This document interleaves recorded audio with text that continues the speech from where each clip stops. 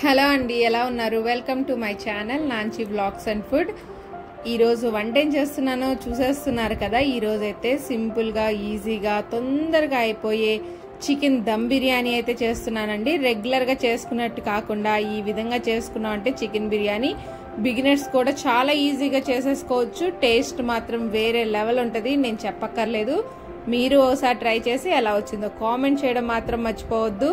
ముందుగా వీడియోలోకి వెళ్లే ముందు నా ఛానల్ ఇప్పుడే కనుక చూసినట్లయితే సబ్స్క్రైబ్ చేసుకొని నాకు కొంచెం సపోర్ట్ చేస్తారని కోరుకుంటున్నాను. ఇంకా ఈరోజు చికెన్ బిర్యానీ మాత్రం ఎంత బాగా వచ్చిందంటే చాలా బాగా వచ్చిందండి. నేనైతే ఏమేమి ఇంగ్రీడియంట్స్ వాడానో మీతో పక్కా కొలతలతో అయితే ఈరోజు చూపించబోతున్నాను.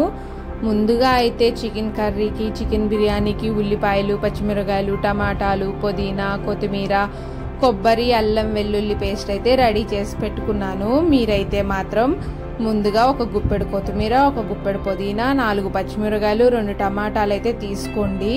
ఇంకా తర్వాత 2 టేబుల్ స్పూన్ల అల్లం వెల్లుల్లి పేస్ట్, ఒక 2 టేబుల్ స్పూన్ల కొబ్బరి పేస్ట్ అయితే తీసుకోండి. నేనైతే 1/2 kg చికెన్ అయితే చేస్తున్నాను బిర్యానీకి. 1/2 kg చికెన్కి 1/2 kg రైస్ అయితే తీసుకోండి.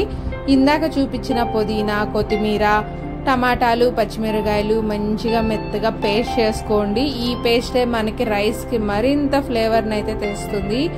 ఇంకా తర్వాత చికెన్ని కూడా కడిగి శుభ్రం చేసుకొని పక్కన పెట్టేసుకున్నాను. ఇంట్లో అయితే ఓల్ గరం మసాలా అయితే ఉన్నాయండి. చెక్క, లవంగం, జాపత్రి, జాపువ్వు అన్ని రకాలైతే వేసేసి మంచిగా బిర్యానీ మంచి ఫ్లేవర్ వస్తుంది. ఇంకా అది లేదు ఇది లేదు అనుకోకుండా ఇంట్లో ఎప్పటికప్పుడు రెడీగా పెట్టుకున్నామంటే బిర్యానీ అప్పటికప్పుడు ఈజీగా చేసేసుకోవచ్చు. ఇంకీలోపు ఒకటేసారి కోడి ఇగురు కోసం అని చెప్పేసి ఒక పొయ్యి మీద అయితే ఇగురు పెట్టేశాను. ఇంకా తర్వాత బిర్యానీ కోసం అని చెప్పేసి కుక్కర్ గిన్నె అయితే తీసుకొని దాంట్లో 4 టేబుల్ స్పూన్ల నెయ్యి, నెయ్యితో పాటు 2 టేబుల్ స్పూన్ల నూనె కూడా వేసుకున్నాను.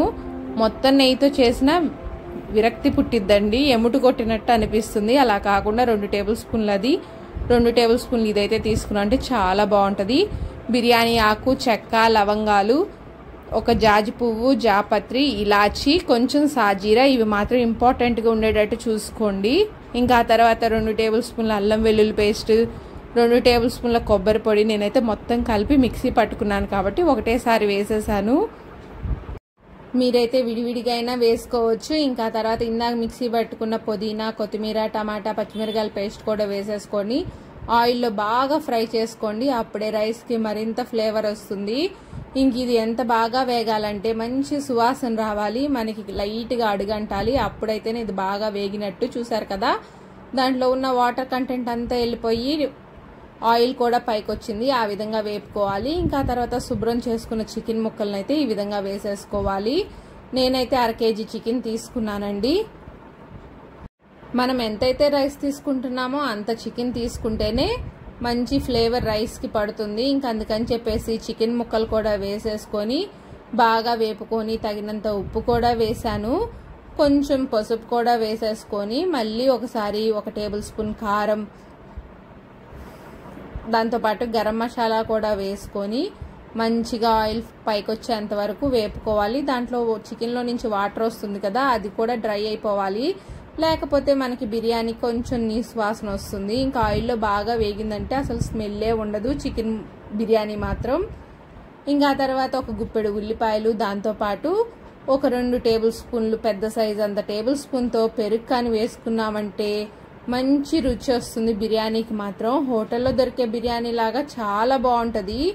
ఇంకా దీన్నైతే 4 AM బిర్యానీ అని కూడా అనొచ్చు. కాకపోతే వాళ్ళు 3 రకాల బియ్యాలు వాడతారు. మనమైతే సింపుల్గా ఇంట్లో ఉన్న బియ్యంతో ఈజీగా చేసేసుకోవచ్చు. ఇంకా తర్వాత 1 గ్లాస్ బియ్యానికి 1.5 గ్లాస్ నీళ్ళ చొప్పున అయితే తీసుకుంటానండి. అందుకని చెప్పేసి 2 గ్లాసుల బియ్యానికి 3 గ్లాసుల వాటర్ అయితే తీసుకొని మంచిగా పోసేసుకొని బాగా తెరలనివ్వాలి. అప్పుడే చికెన్లో ఉన్న ఇదంతా దిగిపోయి వాటర్ మొత్తానికి పట్టేసి మనం బియ్యం వేసినప్పుడు కూడా మంచి ఫ్లేవర్ బియ్యానికి పడుతుంది. చూసారు కదా వాటర్ ఏ విధంగా తెరులుతుందో, అలాగాని తెరలేటట్టు ఉంచుకున్న తర్వాత ఇప్పుడు నేనైతే నార్మల్ బియ్యమే తీసుకున్నానండి, బాస్మతి రైస్ తీసుకోలేదు. మీరు కావాలంటే బాస్మతి రైస్ తీసుకోండి. ఇంకా అప్పుడు ఇంకా దమ్ బిర్యానీ ఫ్లేవర్ బాగా వస్తుంది. మా వాళ్ళకి మాత్రం సింపుల్గా ఈజీగా ఇంట్లో ఉన్న రైస్తోనే ఈ విధంగా బిర్యానీ అయితే ప్రిపేర్ చేశాను. అన్నం మొత్తం ఒకసారి తిప్పేసుకొని మూత అయితే పెట్టేసుకొని హై ఫ్లేమ్లో ఒక విజిల్, లో ఫ్లేమ్లో 2 విజిల్స్ రానిచ్చుకున్నాం అంటే బిర్యానీ అయితే రెడీ అయిపోయింది. ఈలోపు కర్రీ కూడా రెడీ అయిపోయింది. ఇంకా చూద్దాం రండి, బిర్యానీ కూడా రెడీ అయిపోవచ్చింది. ఒక్కసారి కానీ ఈ విధంగా చేసి పెట్టామంటే పదే పదే ఇలాగే చేయమంటూ ఉంటారు. కలర్ఫుల్గా చాలా బాగుంది కదా బిర్యానీ మాత్రం. మీరు ఒకసారి ట్రై చేసి ఎలా వచ్చిందో కామెంట్ చేయడం మాత్రం మర్చిపోవద్దు. నా ఛానల్ ఇప్పుడే కనుక చూసినట్లయితే సబ్స్క్రైబ్ చేసుకొని లైక్ చేసి షేర్ చేయండి. Okay bye friends, thank you for watching. Please subscribe. ఇంకా మా పిల్లలకి ఈరోజు అయితే పండగ. రైస్ మాత్రం చాలా బాగా వచ్చింది. మీరు ఈసారి మాత్రం బాస్మతి రైస్తో ఒకసారి ట్రై చేయండి. Bye friends.